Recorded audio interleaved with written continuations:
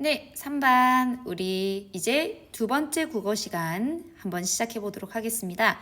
이전 시간에는 우리 이방원 그리고 정몽주라는 두 인물의 가치에 대해서 이야기를 해봤고요. 오늘은 다 짐작하셨다시피 이순신 장군님의 가치에 대해서 파악해 보려고 합니다. 교과서 지문은 다들 읽어보셨나요? 질문도 만드시고 아직 안 읽어보셨다면 동영상 중단하시고 돌아가서 문제 만들기 먼저 완료한 다음에 다시 동영상을 재생하도록 합니다. 선생님은 여러분들이 내용을 다 읽었다고 생각하고 강의를 진행을 하겠습니다. 네, 일단 질문까지 다 만드셨으니까 우리 이제 교과서 271쪽으로 옵니다. 드디어 오늘의 메인 이벤트예요. 인물이 추구하는 가치 파악입니다. 그림에 보면 이순신이 처한 상황을 여러분들이 떠올리실 수 있게 되어 있죠. 맨 처음에 나와 있는 그림 중에서는 이분이 바로 이순신 장군님이시겠죠. 그리고 여기가 선조 임금이겠죠.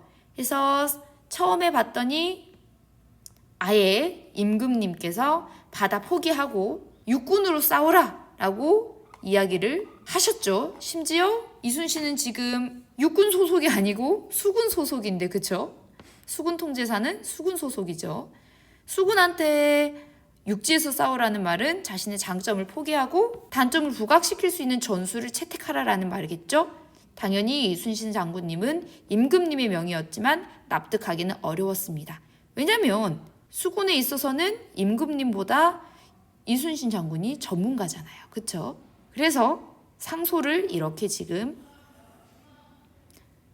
이거는 임금님께서 보내신 글을 본 거고 상소를 올렸죠. 그래서 저는 그렇게 얘기하셨지만 끝까지 싸워보겠습니다 라고 이야기를 올립니다. 이 내용은 다 알고 있어야 돼요. 그쵸? 두 번째 사진은 우리 268쪽에 들어있었던 사파 사진이에요.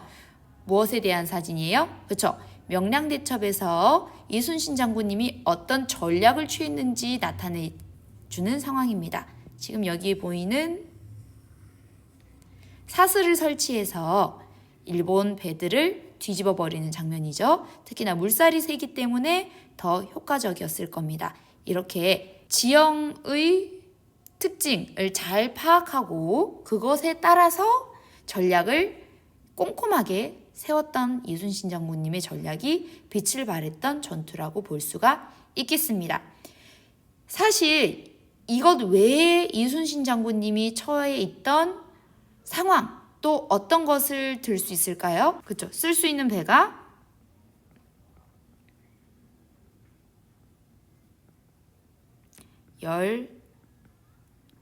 13척밖에 없었어요. 그쵸? 먼저 구한 12척하고 나중에 구한 한 척해서 총 13척밖에 안 됐다고 268쪽에 나와 있었죠. 그 다음에 또 어떤 상황이었죠?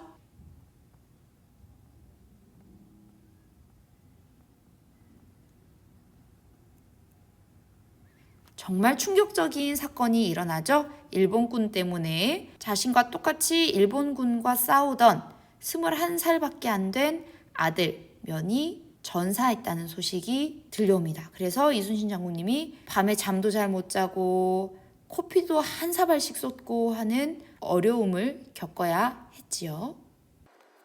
그래서 지금 나온 부분들을 간단하게 표시를 해보자면 첫 번째 그림 부분,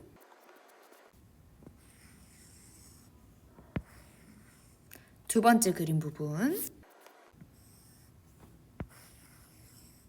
세 번째 그림 부분입니다. 여기까지 표시해놓고 이제 이순신 장군님의 가치를 무엇으로 판단할 수 있는지 한번 보도록 하겠습니다. 네, 문제에서 뭘 파악해보라고 하고 있나요? 그쵸? 말과 행동을 파악해보라고 했습니다. 우리 계속 이 이야기가 나오는데 또 나오네요. 우주호텔. 우주호텔에서 할머니께서 가지고 있었던 인생관, 가치 뭘로 확인했었죠? 그쵸? 할머니께서 말하시던 말 그리고 행동을 통해서 인생관을 파악했던 것처럼 이 이순신 장군님이 가지고 있는 가치관도 이순신 장군님의 말, 그리고 이순신 장군님의 행동을 가지고 파악을 해야 되겠죠. 그러면 상황 먼저 이야기를 해볼까요? 일단은 3가지 상황 우리 방금 체크를 했으니까 그거 먼저 넣어봅시다. 첫 번째는 들어있네요. 수군을 포기하고 육군으로 싸우라는 나라의 명을 받은 상황. 두 번째는 뭐였죠? 배 13척만으로 어디죠? 울돌목이요. 돌목에서 일본군과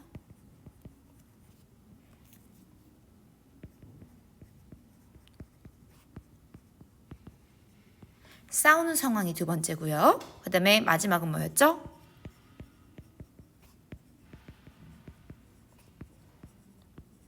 아들 면이 사망한 상황이 되었습니다. 그러면 각자의 상황으로 가서 그 앞뒤에 어떤 인물의 말이나 행동이 보이는지를 돌아가 보도록 하겠습니다. 일단은 제일 처음 수군을 포기하고 육군으로 싸우라는 나라의 명을 받은 상황. 선생님이 아까 얘기했다시피 어떻게 대처했어요? 그렇죠. 임금님께 글을 올립니다. 어떤 글을 올렸어요?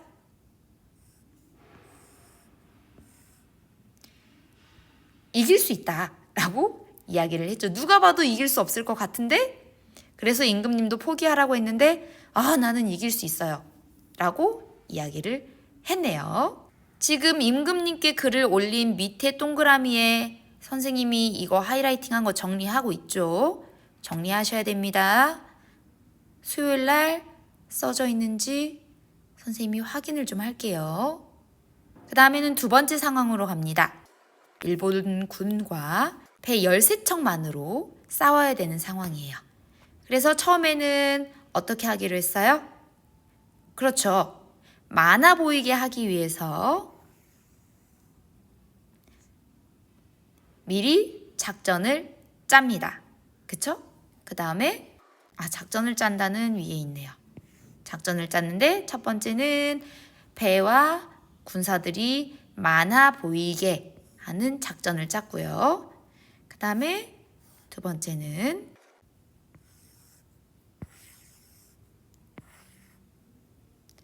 물살을 이용해서 적선을 공격합니다. 그렇죠? 물살 방향이 바뀌자 미리 설치해 놓은 쇠사슬을 통해서 적을 공격했죠. 이게 한 가지입니다. 작전을 잘 짰어요. 배랑 군사들 많아 보이게 하고 그 다음에 물살을 이용한 작전을 짜서 성공했죠. 그 다음에 두 번째 말도 살펴봐야 되죠. 어떤 말 했어요? 아주 유명한 말이죠. 사즉생, 생즉사. 죽으려 하면 살고 살려 하면 죽는다. 그러니까 죽기를 각오하고 싸우자. 되게 멋있는 말인데 지키기 어려운 말이네요. 그쵸? 그래서 방금 행동 한 가지 선생님이 이야기했고 그 다음에 말도 이야기를 했습니다. 두 번째 칸에 정리 잘 하시고 그 다음에 이제 마지막 상황 아들 면의 죽음으로 갑시다. 여기죠. 그래서 행동은 어떻게 했어요? 이를 악물었죠. 밤에 자다가 깨고 커피도 한 사발씩 쏟고 눈만 붙이면 아들이 보이고 그래서 이순신은 이를 악물었습니다. 그리고 뭐라고 하죠? 결심을 하는 거죠. 이제는 끝내야만 한다 라고. 그래서 행동과 말까지 각 상황에 맞게 정리를 해보았습니다. 그러면 이제 이순신은 왜 그렇게 말하고 행동했을지를 한번 생각해 봐야 되겠죠. 일단 우리 졌어. 임금님 항복하고 내일부터 우리 일본인 합시다. 이렇게 했나요? 그렇게 했으면 아마 이렇게 지금 이름이 회자되는 훌륭한 장군이라고 기억되는 역사에 기록된 인물이 되지 못했겠지요. 아무리 절박한 상황에서도 포기하지 않고 어떤 어려움도 나는 극복한다 라고 믿었기 때문에 이렇게 행동할 수 있었겠죠. 그 다음에 아들 면이 죽었을 때 나 이제 힘들어. 나 너무 슬퍼서 이제 싸울 수 없을 것 같아. 저 그냥 여기서 장군직 그만하겠습니다. 이렇게 이야기했나요? 아니죠. 뭐라고 생각했어요? 네, 이제는 싸움이 끝나야만 할 때다. 내가 이 임진왜란 싸움을 끝내겠다. 자기 손으로 오히려 적군을 더 많이 처치하겠다라는 다짐을 한 거죠. 이렇게 할 수 있었던 이유는 뭘까요? 정리하면서 한번 볼까요? 아들 면이 죽었을 때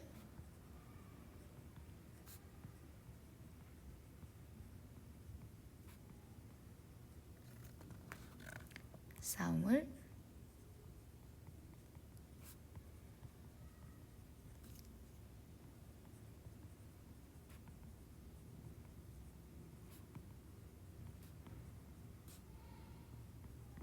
끝내야만 한다. 오히려 내가 장군을 그만둬야 된다가 아니고 싸움을 끝내야만 한다라고 한 것은 뭘까요? 개인의 고난에도 흔들리지 않고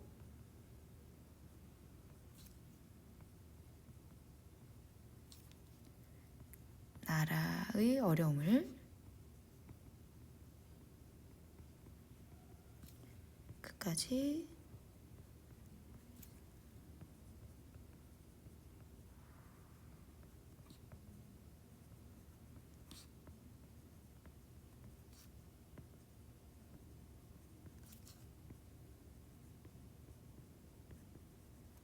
극복해내야 한다고, 피하지 않고 정면으로 부딪혀서 극복해야 된다라고 생각했기 때문이겠죠. 그래서 이것을 우리가 한마디로 정리를 해보면 어떻게 정리를 할 수 있을까요? 가장 중요한 것은 어떤 고난도 포기하지 않고 중요하죠. 극복해내려는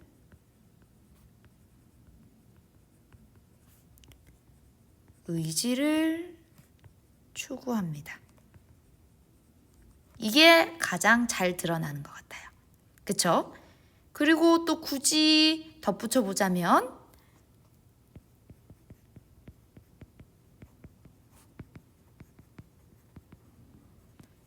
어려운 상황에서도 선뜻 나갈 수 있는 용기가 있는 사람이고, 그래서 뭐 여러 가지 써볼 수 있지만 이 중에서 가장 중요한 것은 아마 이건 것 같습니다. 그쵸? 그래서 여러분들도 한번 자기 자신한테 물어볼 수 있을 것 같아요. 나는 난 이래서 못해. 이건 내 잘못이 아니고 상황이 이런데 내가 어떻게 해. 이렇게 하지 않았는지. 그 다음에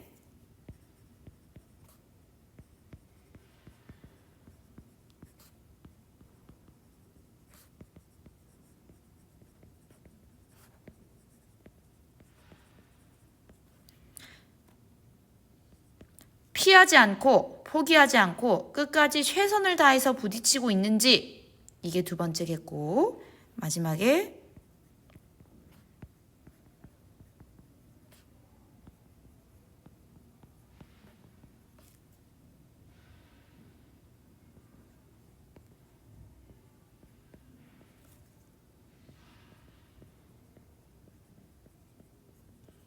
임금님이 시키면 그냥 해야지. 그러다 너 죽어.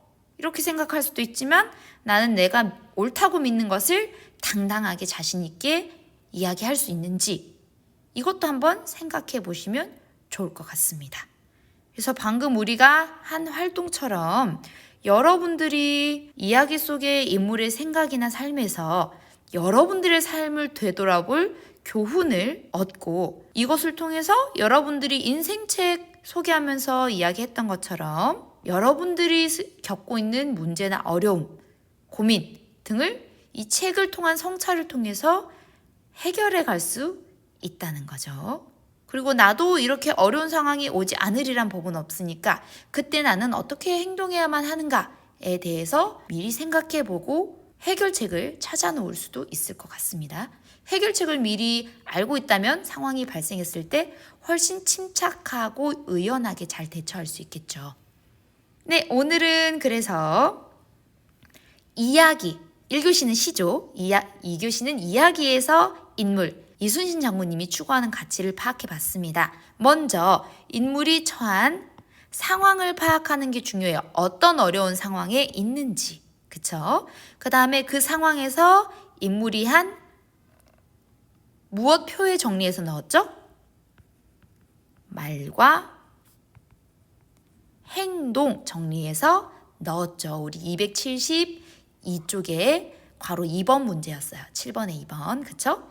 그 다음에 우리 그 다음에 3번에 왜 그렇게 말하고 행동했는지 행동한 이유나 까닭을 생각해 보시면 되겠습니다.